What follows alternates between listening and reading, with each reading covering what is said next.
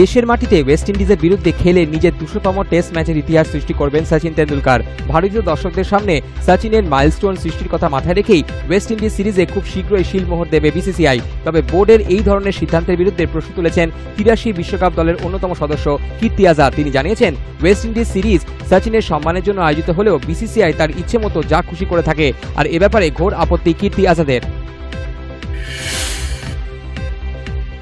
গত মৌসুমে দলের ফিটনেস নিয়ে অনেকটাই সমস্যায় ছিল বাগান শিবির, তাই নতুন মৌসুমে খেলোয়াড়দের পুরোপুরি ফিট রাখার জন্য শুরু থেকেই খেলোয়াড়দের ফিটনেসের ওপরই নজর দিয়েছিলেন বাগান কোচ।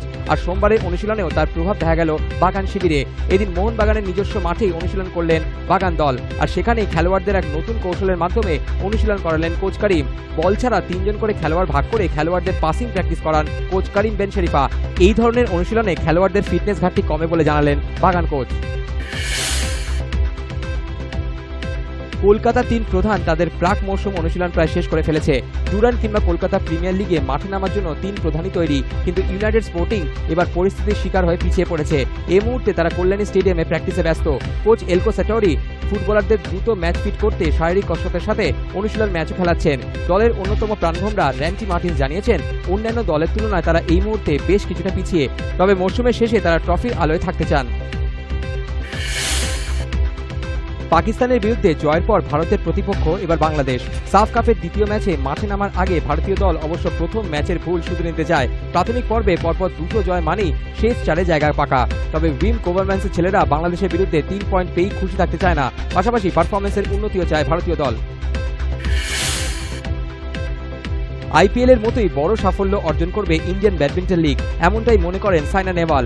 আইপিএলের প্রথম মৌসুম সাফল্য পেলেও তা আইপিএলের মতো জনপ্রিয়তা পায়নি। তবে এ ব্যাপারে হতাশ নন আইপিএলের খেতাবজয়ী দল হায়দ্রাবাদ হটশটের তারকা সাইনা। তার মতে আগামী মৌসুমে আইপিএলের জনপ্রিয়তা আরও বৃদ্ধি পাবে। অভিনেতা সলমান খান ব্রিটেনে যাওয়ার ভিসা পেলেন না। আপকামিং মুভি কিকের শুটিংয়ে যাওয়ার কথা ছিল সলমানের। যেহেতু সাল্লু মিয়ার বিরুদ্ধে 2টি ফৌজদারি মামলা চলছে, তাই তিনি এই ভিসা পেলেন না বলে জানা গেছে। সলমান খানের বাবা সালিম খান জানিয়েছেন, ছেলের বেশ কিছু কাগজপত্র আদালতে পৌঁছতে এখনও কিছুটা সময় লাগবে। সলমানের আইনজীবী অবশ্য জানিয়েছেন, আগামী সপ্তাহে ফের একবার ভিসার জন্য আবেদন করা হবে। নিজের চাহিদার মতো টাকা না পাওয়ায় বিগ বস 7-এ গেলেন না অভিনেত্রী পুনাম পান্ডে। পুনাম নাকি বিগ বসে যাওয়ার জন্য 3 কোটি টাকা চেয়েছিলেন, কিন্তু শেষ পর্যন্ত তাকে 2 থেকে 2.25 কোটি টাকা অফার করা হয়, কিন্তু পুনাম তাও নাকি রাজি হননি। নেশা ছবির পর সোশ্যাল নেটওয়ার্কিং সাইটে তার নানা ছবি পোস্ট করাকে নিয়ে বিতর্ক ছড়ায়।